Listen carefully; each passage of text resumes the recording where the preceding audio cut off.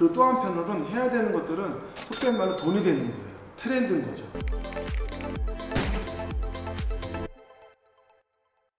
개원을 준비하실 때 다양한 순서들이 있습니다.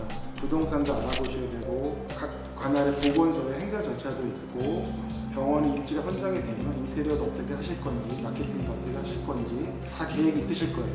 근데 여기서 제가 드리고 싶은 얘기는 개원을 준비하시는 분들께서 내가 어디에다가 어떤 형태의 병원을 개원하실지 결정하시기 전에 우선 결정하시고 고민하셔야 되는 게 바로 진료 아이템입니다. 내가 어떤 진료 아이템을 어떻게 구성하고 어떤 시스템으로 환자를 받을 것인지 고객을 받을 것인지에 대한 결정이 돼야지 나머지 것들이 좀 수월하게 결정이 됩니다. 보통 입지 같은 경우는 대표적인 역세권, 비역세권, 뭐 도심이냐, 약간 부심이냐 뻔하거든요. 그 매물은 원장님들이 결정하는 것이 아니라 기존의 시장에 나와 있는 것 중에서 내가 선택을 하는 거기 때문에 그 선택의 기준이 무엇이냐 그거는 바로 진료 아이템이 결정이 돼야지 그 선택지들에 대해서 조금 더 성공적인 선택을 할 수가 있다. 그래서 가장 중요한 부분들은 내가 어떤 의료 서비스를 제공할 것이냐 진료 아이템에 대한 선정이 가장 중요합니다. 진료 아이템을 선정할 때는 원장님들이 어떤 시술 잘하세요? 그럼 다 할 줄 안다고 얘기를 하세요. 그렇지 않아요. 여기서 기준이 있습니다. 세 가지. 원장님께서 피부과 아이템을 만약에 예를 들자면 리프팅부터 해서 색소, 푸띠 너무 많지 않습니까? 근데 그거를 다 잘하세요 그러면 다 잘한대요. 근데 그 잘하는 게 아니라 할 수 있는 거예요. 못하는 건 없으시죠. 의사시니까.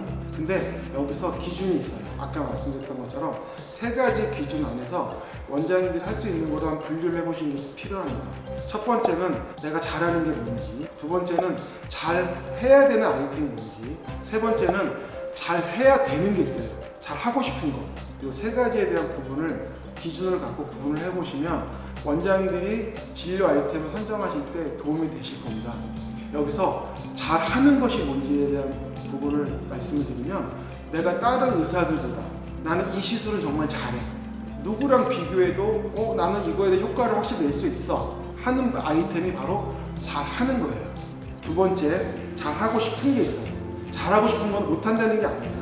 원장이 시술할 수 있고 어느 정도 결과 낼 수 있지만 원장이 스스로가 판단할 때 이건 좀 부족한 게 있다 생각하시는 게 있을 거예요. 세 번째는 잘 해야 되는 게 있어요. 그게 뭐냐면 하고 싶지 않은 거예요.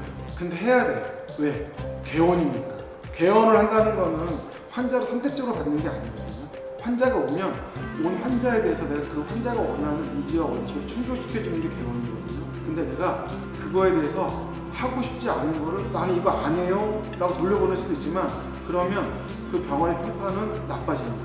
그래서 내가 못하거나 하고 싶지 않아도 해야 되는 게 있어요. 그리고 또 한편으로는 해야 되는 것들은 속된 말로 돈이 되는 거예요. 트렌드인 거죠. 시장에서 원하는 아이템을 나는 못하거나 하고 싶지 않은 거인데 해야 되는 경우가 있어요.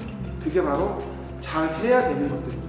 다시 한번 말씀드리면 내가 잘하는 게 뭔지, 잘하고 싶은 게 뭔지, 잘 해야 되는 게 뭔지 이 세 가지를 갖고 진료 아이템을 원장님들이 결정을 하시게 되면 개원을 하실 때 가장 첫 번째 스타트는 끊으셨다 생각하시면 그 이후에 부동산에 대해서, 입지에 대해서, 인테리어에 대해서, 마케팅에 대해서 고민하실 수가 있는 단계로 넘어가게 되는 것입니다. 이번 시간에는 진료 아이템에 대한 기준 세 가지를 말씀드렸습니다. 원장님께서 냉정하게 본인의 시술이 가능한 진료 아이템 중에서 이 세 가지 기준을 갖고 냉정하게 한번 분석해 보시기를 부탁드리겠습니다. 감사합니다.